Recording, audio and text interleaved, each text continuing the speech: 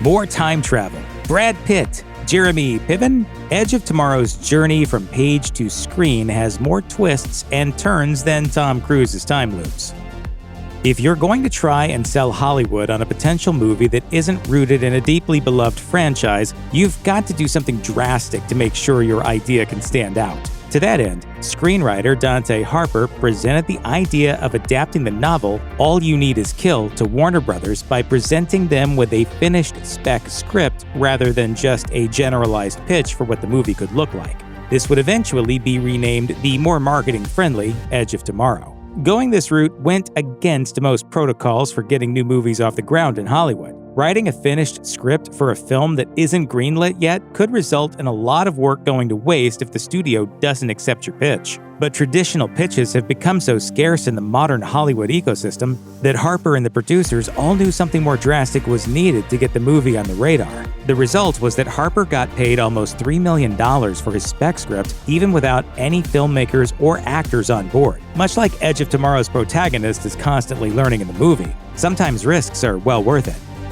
The primary focus of Doug Liman's filmography has been big, crowd-pleasing blockbusters. It was a trend established with his hit The Bourne Identity, with subsequent directorial efforts like Mr. and Mrs. Smith and Jumper continuing this trend. He's sometimes helmed smaller-scale affairs, such as The Wall or Swingers, but he's usually the guy you call when it's time to direct something costly that's meant to appeal to a wider audience. So it should be no surprise that he was called on to direct Edge of Tomorrow, even if, up to that point, he had no extensive experience with sci-fi storytelling outside of Jumper. Still, there was more than just a track record of handling blockbusters that attracted Liman to Edge of Tomorrow. The director revealed that what really attracted him to the project was the central dynamic between a superpowered character and someone who has no abnormal abilities. Additionally, Liman gravitated towards the idea of making that non-superpowered individual a woman who could go toe-to-toe with the movie's male lead. This continued a fascination Liman had with empowered women that dated back to Mr. and Mrs. Smith.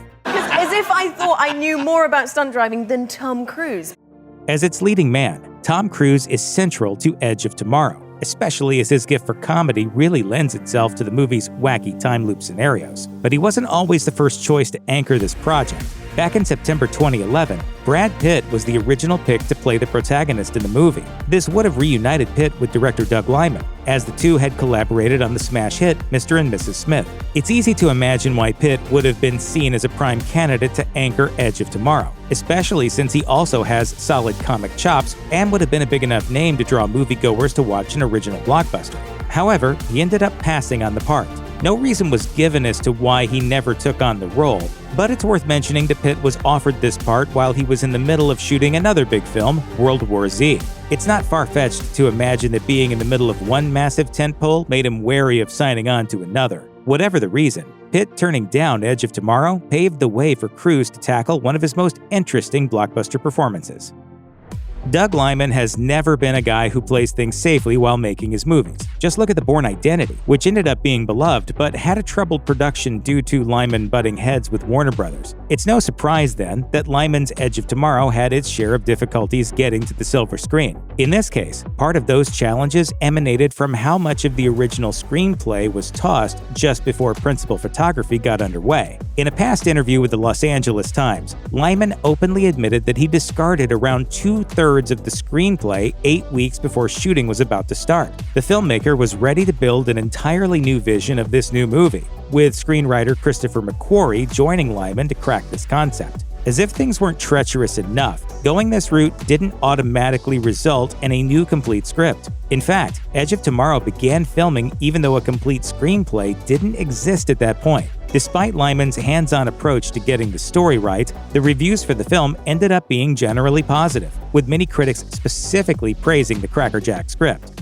Sometimes flying by the seat of your pants, even when it comes to the screenplay of a costly blockbuster, can be the right move. But would you please just explain to me what the hell is happening?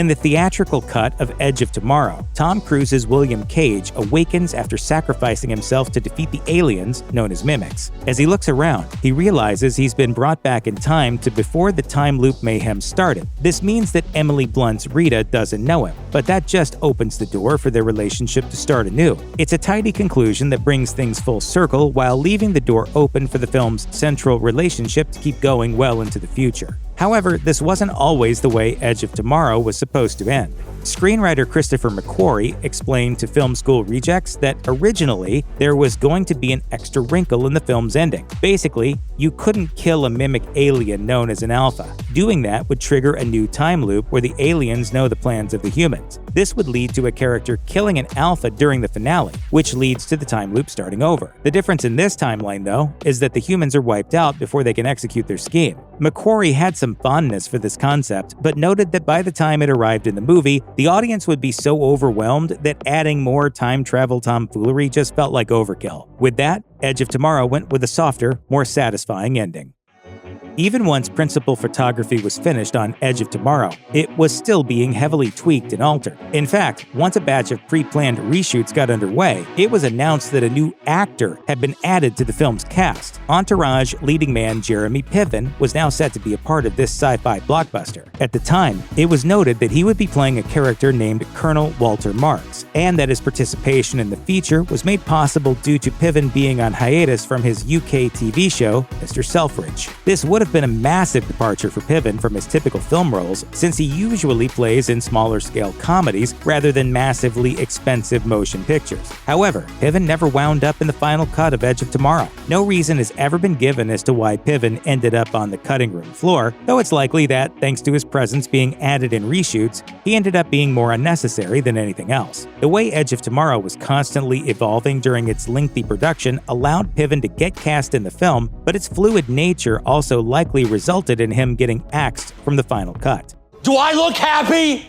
The lead characters of Edge of Tomorrow all must go into battle against the otherworldly mimics by strapping on enormous exosuits, equipment that wasn't added onto the characters in post-production. Every one of the actors, including leads Tom Cruise and Emily Blunt, had to wear these outfits, which weighed 85 pounds. In a breakdown of the suits with the production designer on a featurette, it was noted that an extensive amount of thought went into crafting the finer details of these outfits, including how they needed to be streamlined enough to just register as functional rather than cool.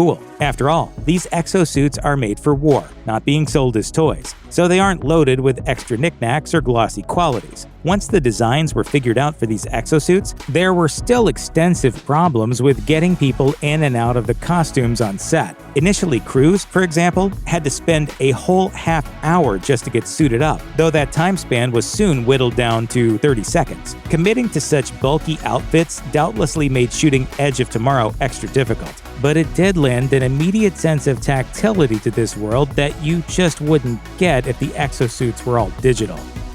Throughout Edge of Tomorrow, both the film's protagonist and the audience are constantly returning to a massive battle between humans and alien invaders on a beach. This expansive set piece was always meant to be a big commitment on the part of the cast and crew. However, that commitment was originally supposed to entail just 2 weeks. Instead, it ended up going on and on for almost 3 months. The constant delays stemmed from Liman improvising and making new stuff up as he went along. As if that wasn't enough of a challenge, the movie's big beach scene was filmed on a man-made location. This expansive set took a lot of effort to keep functioning over a solitary day, let alone multiple months. Having to keep this set in working order, not to mention Emily Blunt almost breaking her nose during all this, meant that filming this battle sequence was a trying experience unto itself. At least everyone involved can comfort themselves knowing that all the blood, sweat, and tears did result in an immensely tangible sci-fi set piece.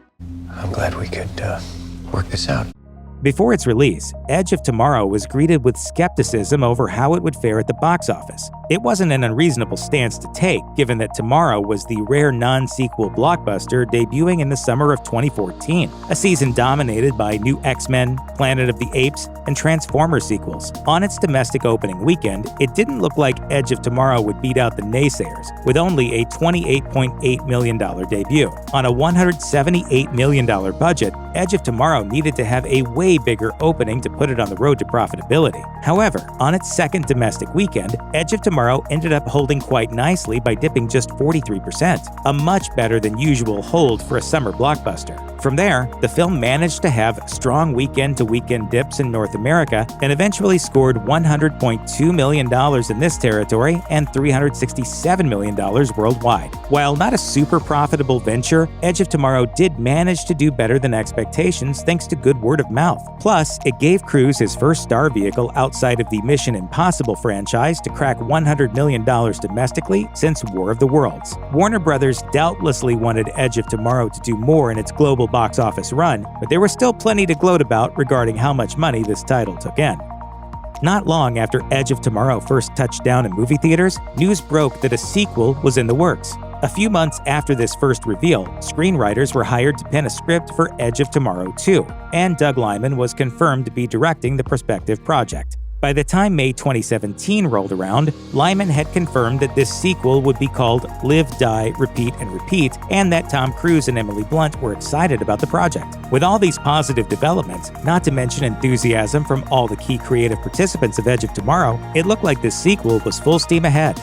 But as the years went on, an Edge of Tomorrow sequel seemed to be slipping further and further out of grasp. Liman was much more uncertain on whether or not it would ever happen by January 2021. Blunt seemed to put the nail in the sequel's coffin in February 2022 by stating that a prospective follow-up would be too expensive to ever go forward. Even though it doesn't seem like an Edge of Tomorrow 2 has been officially axed, it's also looking more and more unlikely that it'll happen with each passing day.